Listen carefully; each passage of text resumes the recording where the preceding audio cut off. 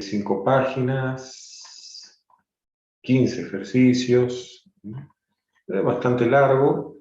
De todas maneras vamos a comenzar con flexión pura, los primeros problemas, vamos a continuar la semana que viene, todavía falta bastante para que vean las clases teóricas, y acá en la clase práctica tenemos también las 2 clases de la semana que viene. Bueno, imagino que habrán ya entendido. A ver si les dije recién flexión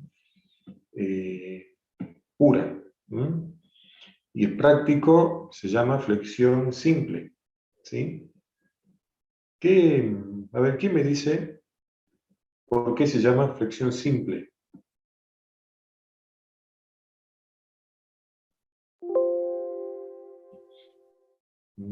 ¿O por qué estoy diciendo que comenzamos con flexión pura? ¿Cuál es la diferencia?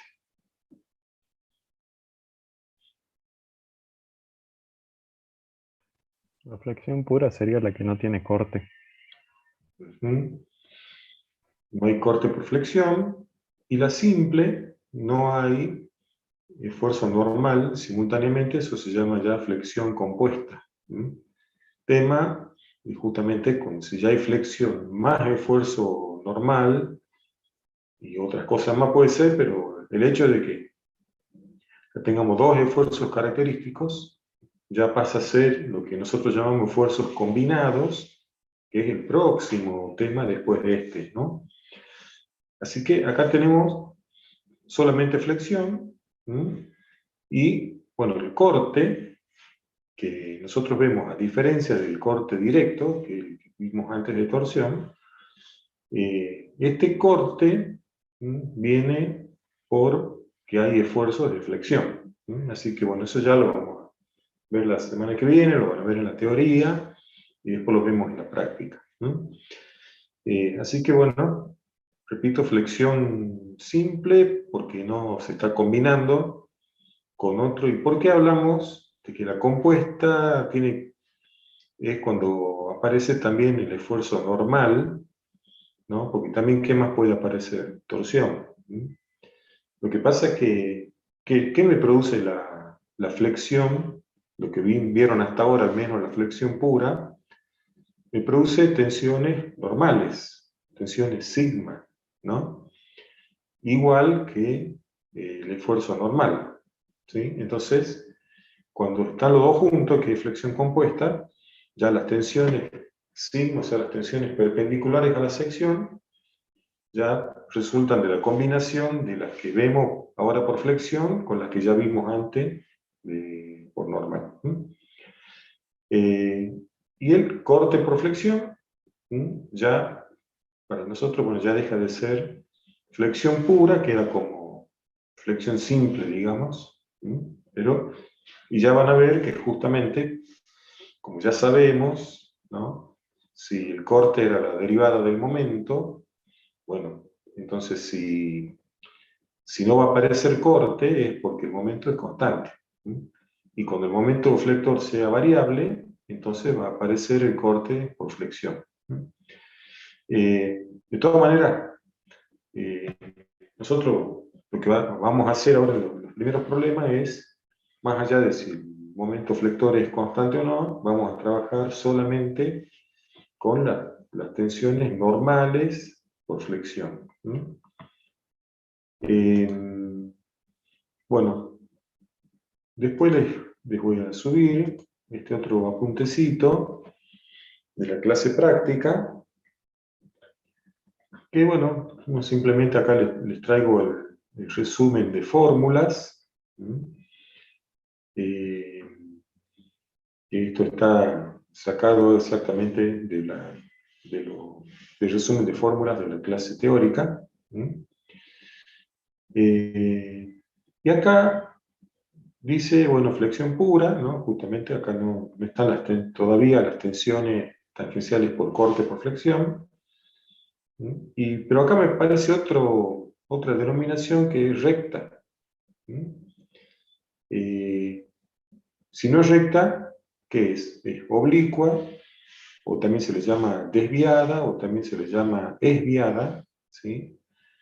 ¿Y cuándo una flexión es recta o cuándo es desviada? Les pregunto.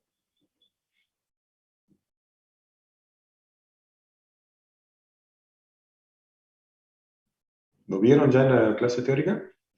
Sí, es recta cuando el momento pertenece a uno de los ejes principales de inercia y es Ujú, desviada cuando no pertenece a ninguno de los dos, está en claro. un ángulo. Cuando el plano del momento, es decir, cuando ya miramos la sección de frente, ¿no? Digamos, entonces, ¿qué hace el momento flector? ¿No? O bueno, digamos, es decir, digamos la sección lateral, ¿no? Acá está la viga, o sea, está la viga, entonces nosotros cortamos, y lo que hacen los momentos flectores, ¿qué hacen?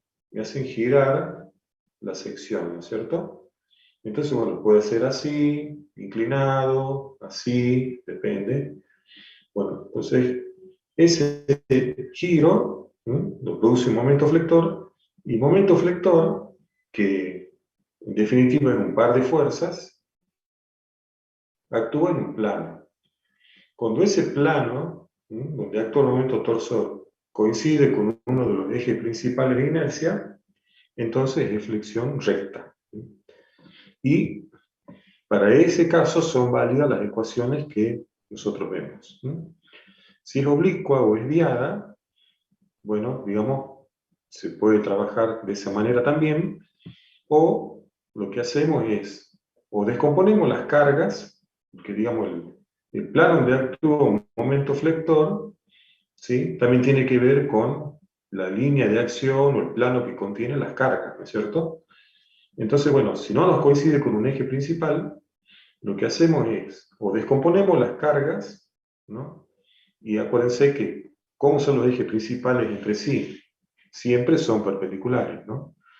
Así que si no nos coincide con ninguno de los dos ejes principales, ¿qué hacemos? Bueno, descomponemos, repito, ya sea las cargas, para que ya la línea de acción de las cargas coincida con uno de los ejes principales, o digamos, descomponemos la carga en dos componentes perpendiculares entre sí, para que cada componente de la carga coincida con uno de los elementos flector. También lo podemos descomponer, digamos, descomponer las cargas o descomponer el momento flector que produce las cargas según las dos direcciones de los ejes principales. Así que, digamos, no hay mayor complicación con que la flexión no sea recta, sea desviada, porque la transformamos en dos flexiones rectas y listo. Eh, entonces, bueno, ya les dije, pero bueno, se acordaban, supongo, ¿no? Que los ejes principales de inercia eran siempre perpendiculares entre sí. Y que, ¿cómo hacíamos para encontrar los ejes principales de inercia? Todo esto lo vimos en propiedades geométricas y ahora lo vamos a aplicar. ¿Se acuerdan que les decíamos? Bueno, que esto en algún momento lo íbamos a usar. Bueno, ahora ven la importancia de los ejes principales de inercia, ¿no? O sea, por algo es que aprendimos a ubicarlos, a calcular los momentos de inercia principales, o sea, el máximo y el mínimo. A ver, ¿cómo encuentro yo la posición de los ejes principales de inercia? Que acá me doy cuenta que es fundamental para saber si tengo flexión recta o no. Se ¿Cómo hacen era? solo las tensiones tangenciales. ¿Cómo? Se busca la rotación de los ejes en las que las tensiones tangenciales son cero. Te estás confundiendo porque estamos hablando de propiedades geométricas, no de ejes Ah, sí, es principales. cierto. ¿Mm? Es fácil confundirse, pero a ver, del resto que están o no están, no sé. Hay 30 y hay uno que contesta nomás, no sé. A ver, alguien más que me diga.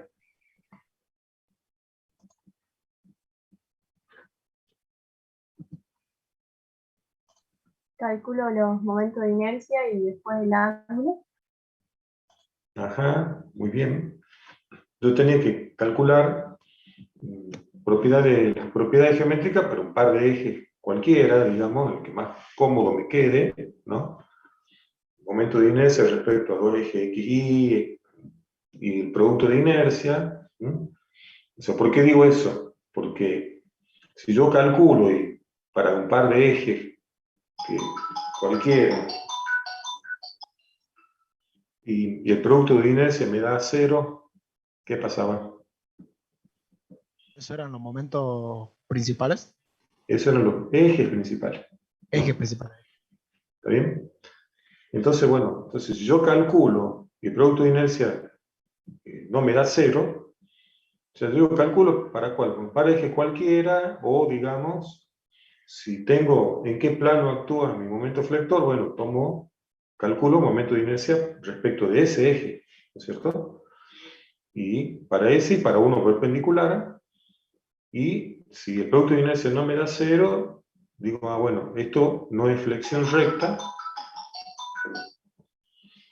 entonces esto no es flexión recta porque el plano por donde actúa o que contiene el momento flector no coincide con un eje principal de inercia, ¿no es cierto? Entonces, repito, yo agarro ese eje, tomo uno perpendicular, calculo, producto de inercia, no me dio 0, listo. Entonces yo ya sé que a partir de eso encuentro dónde están los ejes principales de inercia y ya descompongo, repito, el momento flector o las cargas, las descompongo según los ejes principales de inercia. Pero había algo más respecto a los ejes principales de inercia. Hay algún o algunos ejes que yo, sin hacer ningún cálculo, ya sé que son principales de inercia. ¿Cuáles eran? Perdón. Baricéntrico. Simétricos. Exactamente. Entonces, si yo tengo un eje de simetría al menos, ¿sí? Ya está, ese es principal de inercia y el otro es perpendicular. ¿Sí? Y si hay dos ejes de simetría, bueno, lo mismo, ¿no?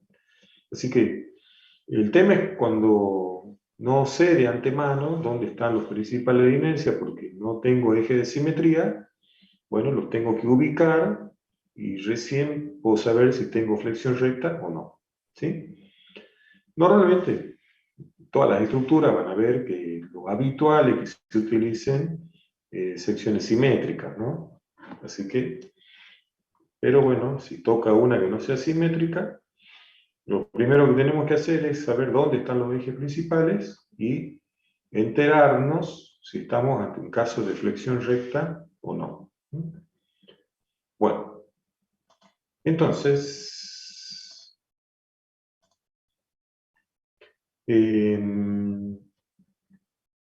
bueno, todo esto no hace falta que lo repasemos, digamos, todo, ya lo vieron en la clase teórica. Es decir, nosotros, ¿con qué vamos a trabajar?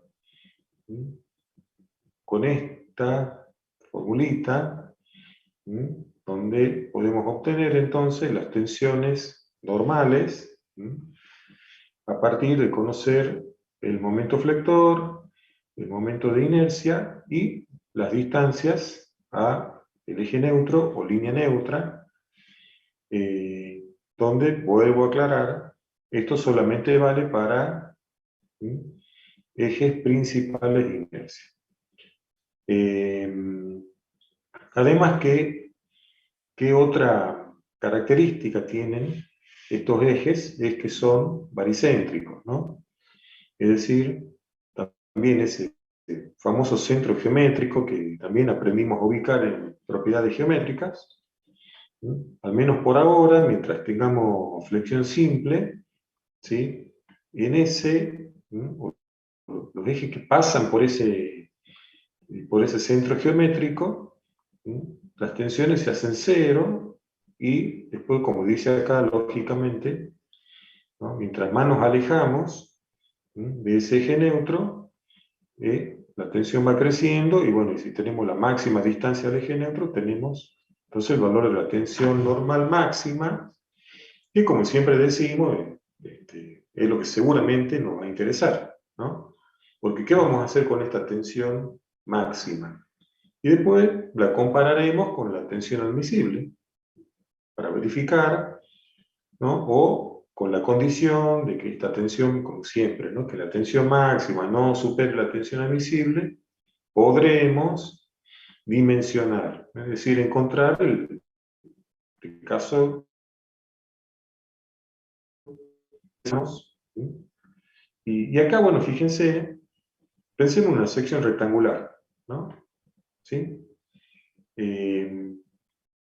Ya espero que se acuerden, ¿no?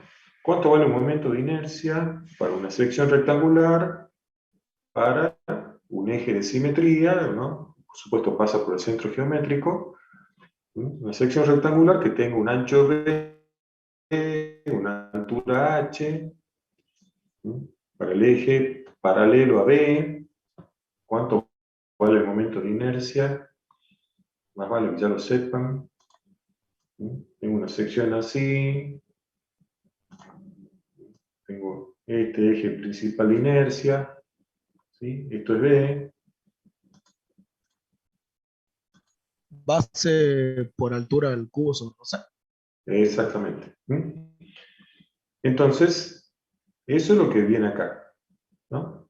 Que obviamente esto dentro de la sección, este es un valor único. El momento flector que actúa en la sección es un valor único, ¿no? O sea, después si yo me corro a otra sección, el momento flector puede cambiar, ¿no? Y bueno, y x sub 2, que es la distancia a este eje, ¿no es cierto? Entonces, acá las tensiones,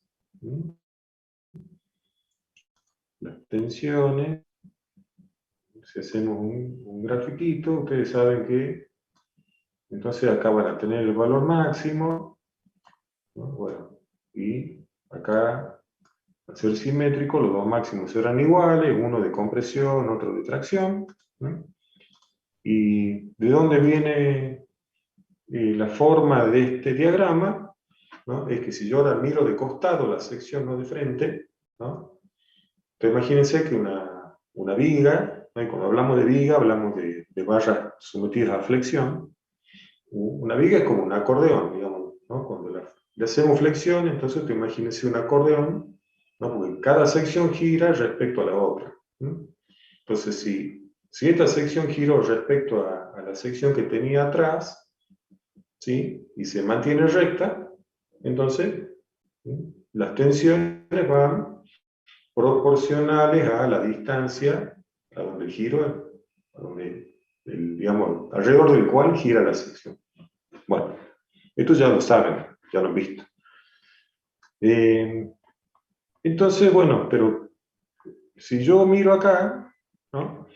Uno diría, bueno, a ver, si yo tengo un momento aplicado, ¿no? ¿Cómo haría para disminuir la tensión que me produce el momento? Bueno, aumento el momento de inercia, ¿sí? ¿Cómo lo aumento? Lógicamente, aumento, en vez de aumentar B, ¿qué me conviene hacer? Aumentar H. ¿Por qué? Porque recién me he dicho, el momento de inercia es B por H al cubo, ¿no? Entonces, si yo aumento B, sí, aumenta por supuesto el momento de inercia, ¿no? Pero aumentando H, ese aumento va elevado al cubo. Pero otro dirá, no, bueno, pero si yo aumento H, este x2, x sub 2 también va a crecer, ¿no? Entonces, mientras más lejos esté yo, más grande la tensión.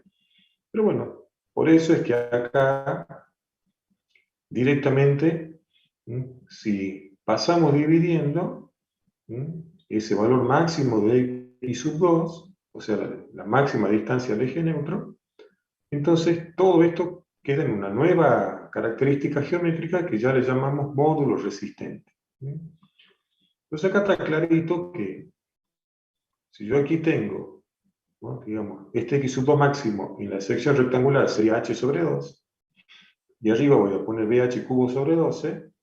En definitiva, este valor w me queda bh cuadrado sobre 6. ¿Qué significa?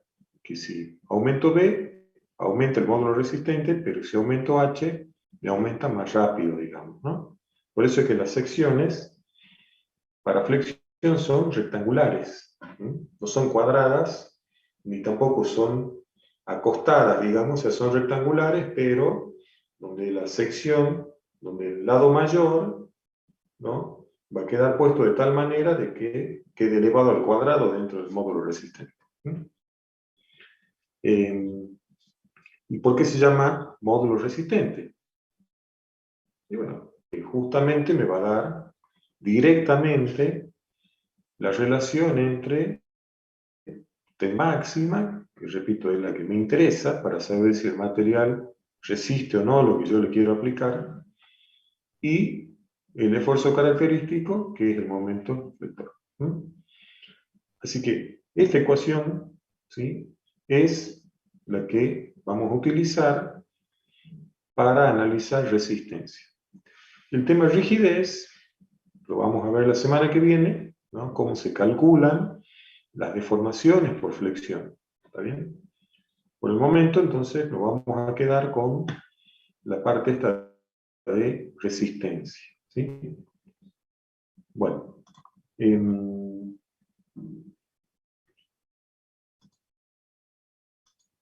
Borro esto.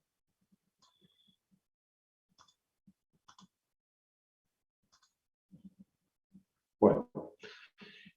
Bueno, por acá abajo tienen, ¿no?, este llamado rendimiento de una sección, que es justamente comparar el módulo resistente con lo que se llama un módulo resistente ideal, ideal porque no puede existir en realidad, ¿no?, donde, ¿qué se parece mucho a una sección ideal? La sección tipo IPN, que vimos, ¿se acuerdan, no?, en propiedad geométrica, o sea, visto lo anterior, entonces en la sección yo, mientras más arriba tenga, ¿no?, el área, por eso los perfiles para flexión tienen esa forma de letra I mayúscula, el IPN, el IPE, porque respecto al peso que tienen, al área, tienen área lejos, digamos, de la sección ideal, mitad arriba y mitad abajo, digamos, ¿no? Si se pudiera, eso sería, digamos, el área perfecta, digamos, para flexión pura y simple, ¿no? Así que bueno, por ahí si algún ejercicio pide el rendimiento, bueno, es calcular el módulo resistente de nuestra sección y compararla con esto. Bueno, ejercicio 1 dice: una viga en voladizo está cargada por un momento, ¿no? Fíjense, bueno, acá está aplicado el momento, o sea que el momento, que como es constante, ¿sí?, a lo largo de toda la viga. La longitud, bueno, es 1,20 m, como siempre decimos, ¿cuál es la longitud? Acá está bien clarito, ¿no? La longitud, o sea, acá no está dibujada, digamos, lo podemos garabatear un poquito arriba. Obviamente que antes que yo le aplique el momento, la viga estaba así, ¿está bien? Entonces, la viga era recta, ¿no?, de una longitud L de 1,20 m. ¿Está claro? O sea que, ¿qué hace la flexión? Cambia la forma, ¿sí? La barra de ahora deja de ser recta, ¿sí?, y pasa a tener una curva, ¿sí?, una curvatura, ¿sí? Y esa curvatura, ¿sí?, si nosotros, como acá yo le hago un dibujito así, digamos, ¿sí?, ¿cómo quedó la forma de esto? Que también ustedes saben que siempre trabajamos con pequeñas deformaciones, ¿no? Es decir, este dibujo también está muy exagerado, lógico, pero bueno, si esta es la forma, para un momento flector constante, entonces quedó como un arco de círculo, ¿sí? Es decir, esta es una porción de un círculo, ¿sí? Cuyo radio es, bueno, todo esto. Es decir, si yo prolongo la sección que no ha girado, porque está empotrada, y prolongo la posición final de la sección B, ¿sí? Fíjense cómo cada sección gira un poquito, un poquito, un poquito, un poquito, pero bueno, B de lo que era su posición original, que era también igual que A, digamos, era vertical, estaba B, y ahora quedó así. Entonces, bueno, justamente esto, ¿no? Este ángulo que yo tengo acá, es lo que ha girado la sección B, ¿sí? Entonces, cuando hablemos de un giro por flexión, entonces ahora ya nos vamos enterando que las deformaciones por flexión ahora son dos, ¿sí? Así, ¿qué le pasó a la sección B? Porque hasta ahora, ¿qué veníamos diciendo? Una sección gira respecto a la otra, se mantienen planas, ¿no? Eso ya lo han visto. Entonces, ese hecho, digamos, de que cada sección va girando un poquito respecto a la sección que tiene al lado, hace que, bueno, como en este caso, la sección B haya quedado con un giro, digamos, que se lo ve bien clarito. Entonces, ese es el giro por flexión, es decir, desde la posición que tenía antes que le apliquemos la carga, a la posición que tiene después de aplicar la carga, todo eso, todo este ángulo, ¿sí? Es lo que ha girado la sección B. O sea, porque si yo, a ver si lo, espera un poquito, si agrando acá un poquito, ven bien ahí,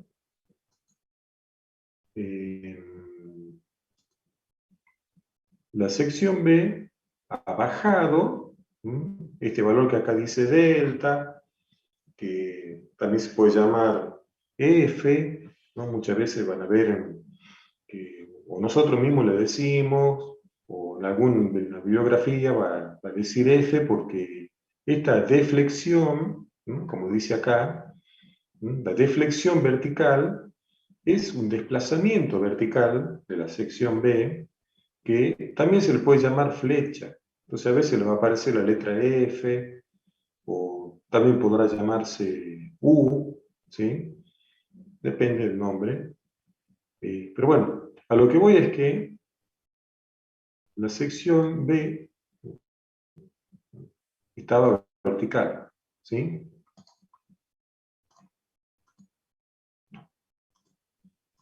Vamos a hacer de nuevo. La sección B estaba vertical. A ver ahí si se entiende más. Ahí está. ¿Se ve? Entonces la sección B estaba vertical y terminó quedando girada, todo el ángulo este que tengo aquí abajo. ¿Sí? Todo este ángulo.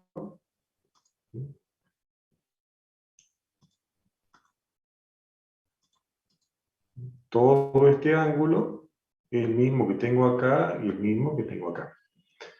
Entonces, bueno, cuando pasemos después a deformación, vamos a ver que hay dos deformaciones ahora, o dos, digamos, consecuencias de la deformación por flexión. Una es el giro por flexión, y la otra es que eso me provoca desplazamientos, que en este caso, digamos, A no tiene ni giro ni desplazamiento, y B tiene giro y un desplazamiento que tiene este valor. ¿Sí? Bueno, así que acá como recuerdo, digamos, ¿Mm?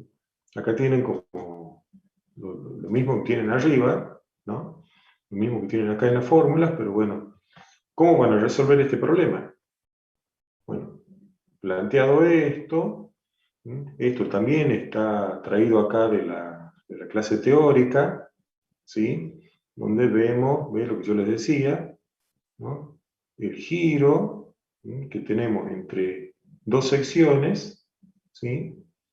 Es este, y ese giro, entonces lo tenemos como el giro de la sección respecto a la posición de la sección anterior. ¿Está bien? Esto ya no es el giro en toda la longitud como tenemos acá, este es un giro para una longitud diferencial. ¿Sí? O sea, esto sí es de una sección respecto a la anterior que está a una distancia diferencial de x sub 3. Pero ¿qué pasa acá? Como acá el momento flector es constante, entonces este radio de curvatura, que acá se llama ρ, y acá también si quieren pueden llamarle ρ, es constante, ¿sí? ¿Está bien? Porque el radio de curvatura, ¿de qué termina dependiendo? Fíjense acá, del momento flector. Entonces, si el momento flector es constante, significa que no solo de una sección a otra que estén distanciadas una distancia diferencial, sino que en toda la longitud L, el radio de curvatura es el mismo. ¿Sí? Esa es la clave, ¿no?, para resolver el ejercicio 1. ¿Y por qué todo esto? Que no sé si los confunde más, pero ¿qué es lo que pasa si el momento flector no es constante? A ver, ¿quién me dice que qué pasa si acá entre A y B el momento flector fuera variable? ¿Qué cambia? O sea, ¿podría hacer esto yo? ¿Qué es lo que cambia? Y cambia que el radio de curvatura va variando junto con el momento flector. Entonces, si el momento flector me va cambiando, yo lo mismo voy a tener, por supuesto, una curvatura, una deformación por flexión, pero no va a ser así circular, no va a ser un radio de curvatura constante, sino que va a ir variando. Así que esto, ustedes, la idea es que piensen cómo lo van a resolver, y acá van a tener, acá está la respuesta, ¿sí? Así que bueno, después se lo subo a la plataforma, y después, bueno, después ya lo verán resuelto, cuando se lo subamos resuelto, pero bueno, yo lo único que les digo es que con este gráfico y con esta ecuación, tienen que llegar a esto. Bueno. El ejercicio 2, por si no queda totalmente claro, acá yo lo que hice es, bueno, se aplica el mismo momento M1, ¿no?, el valor 1 kN por metro, a una viga, y bueno, la viga puede ser circular, de sección circular hueca, puede ser rectangular, o sea, son como dos vigas con el mismo esfuerzo, ¿no? Y calcular, bueno, tensiones máximas, rendimiento geométrico, que lo vimos recién, graficar la distribución de las tensiones, todo con el momento este M1, que es el que está acá dibujado en rojo, ¿sí? Acá está dibujado, o sea que me hace girar la sección alrededor de este eje, y acá lo mismo, me hace girar alrededor de este eje, y yo acá le agregué esta flechita roja, este vector de doble punta, ¿no?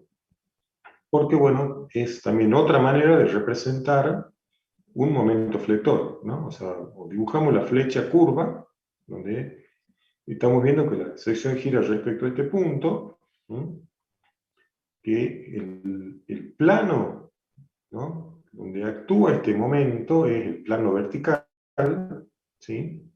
Digamos, ¿se entiende? Y si yo lo voy a representar con la regla de la mano derecha, lo represento con este vector horizontal. O sea, cuando yo pongo un vector que represente el momento flector horizontal, ¿no? Es porque el momento está actuando en el plano vertical. O sea, el vector de doble punta me indica alrededor de qué eje gira la sección, ¿sí? Y me está diciendo, por supuesto, que de acá para arriba comprime y de acá para abajo tracciona. ¿Mm? Y después dice, bueno, si en lugar del momento M1, dice, actúa un momento M2 cuyo vector representativo está orientado hacia arriba. Entonces, ¿qué quiere decir eso? Que si yo lo represento con un vector orientado hacia arriba, que es el verde, ¿sí? Queda así, acá lo mismo, y acá con la regla de la mano derecha, entonces, ¿qué haría este momento verde? Del eje vertical hacia la derecha, comprime, y hacia la izquierda, tracciona. ¿Mm? Entonces, digamos un poco para que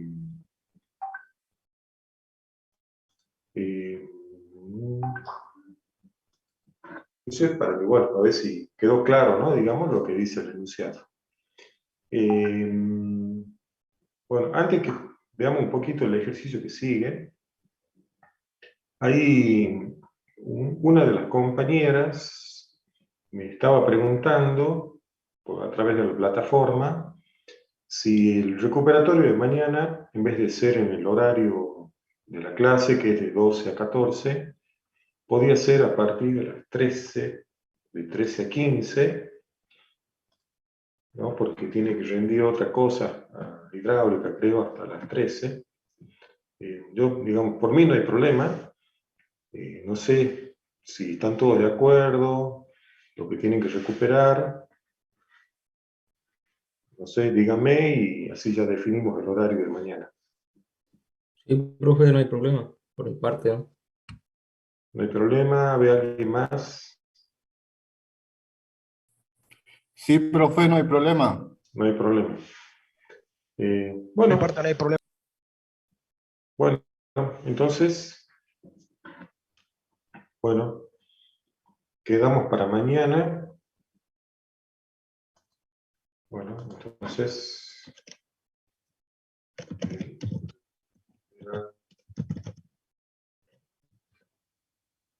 ahora alguien me dice si puede quedar a las 12. Bueno, yo digo, no sé, a mí me da lo mismo, pero se tienen que poner de acuerdo entre ustedes. Porque, ¿quién me pidió que sea a las 13? A ver, espérenme un segundo.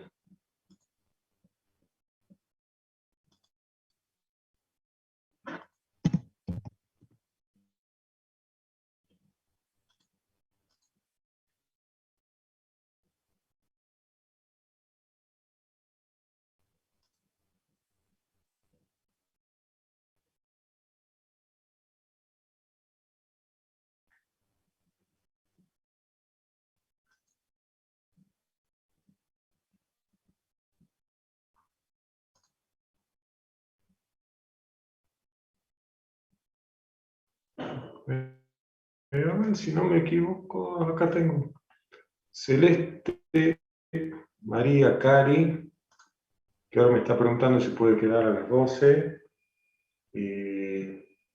Vos era la que me preguntaba si podía ser a las 13 o no.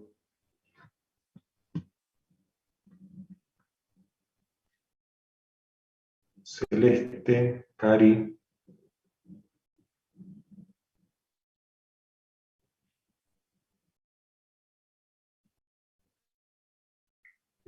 Bueno. Bueno, yo era la única que habías pedido a las 13. Si no, queda a las 12 nomás. ¿Está bien?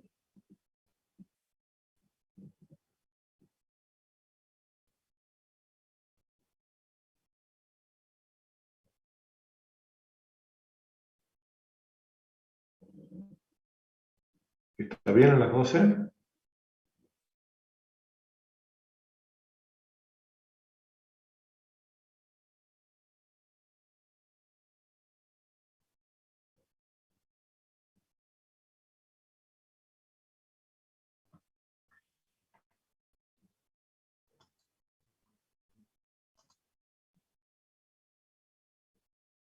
Las 13. Bueno, quedamos a las 13. ¿Mm? Bueno, profe.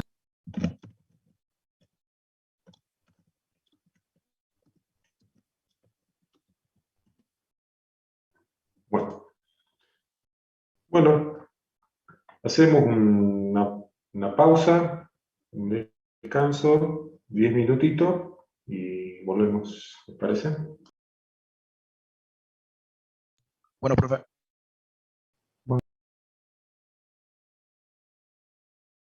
En este caso, ¿se acuerdan qué dijimos de entrada? Decimos, bueno, cuando la sección gira por flexión, ¿no? Entonces, así como gira, la distribución de tensiones me queda, ¿no? Ese diagrama bitriangular. O sea, las tensiones sí, también son proporcionales a la distancia de eje neutro. ¿Mm? Ahora, acá también va a pasar eso. Pero ¿qué va a pasar? Que el diagrama de deformación es el mismo para la madera y para el acero, y el diagrama de tensiones va a seguir siendo bitriangular, pero la tensión máxima que va a alcanzar la madera no va a ser la misma que la tensión máxima que va a alcanzar el acero. ¿Se entiende? ¿Mm? Parecido a cuando en torsión, ¿no? Si teníamos una barra dentro de otra, ¿no? Y la hacíamos girar, sí, giran lo mismo, pero las tensiones ya dependen del material, digamos, ¿no? ¿Cómo era siempre? Bueno, el material más rígido, o sea, del módulo de elasticidad más grande, que seguramente va a tener una tensión más grande, ¿no? O sea, digamos, deformación específica igual, el que tenga módulo de elasticidad mayor, tensión mayor, y el que tenga módulo menor, tensión menor. Bueno, eso. Bueno, consultas, o alguna consulta para mañana.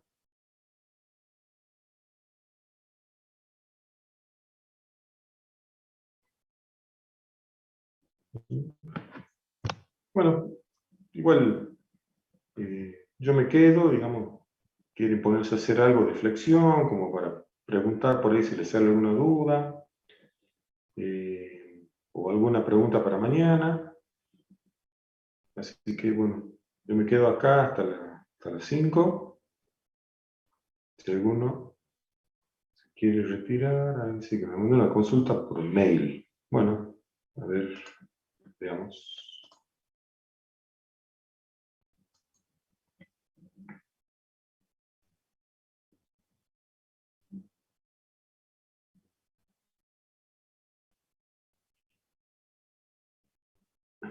Bueno, a ver, para Sofía Romero.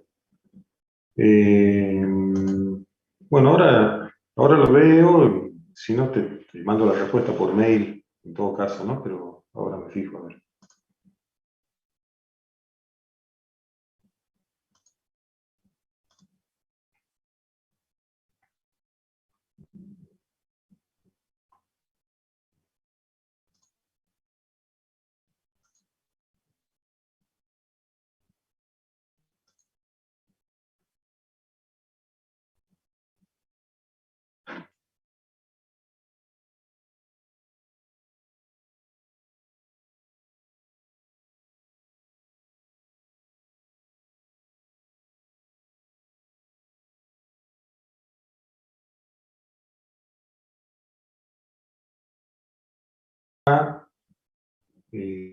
Vos tenés que, desde aquí, la posición del centro geométrico es 4.34, ¿no? Sí, Medido desde... Entonces, en realidad está fuera del rectángulo, porque el rectángulo mide 4, ¿no? O sea, el centro geométrico estaría más por acá. sí, ahí está dibujado acá abajo, Sí, ¿no? no, por supuesto. No, pero en ese caso, el límite está bien es de menos 4,34, pero sería a más 0,34, me parece. Me parece. O sea, si en realidad, digamos, está por acá, supongamos, ¿no? El I sub C, ¿no? Entonces vos haces, desde acá yo hago, no está bien, de menos 4,34 a menos 0,34, ¿no? ¿No? Y está bien el límite, entonces. Y, a ver, pues seguir mirando, no sé qué es lo que está mal, ya te digo.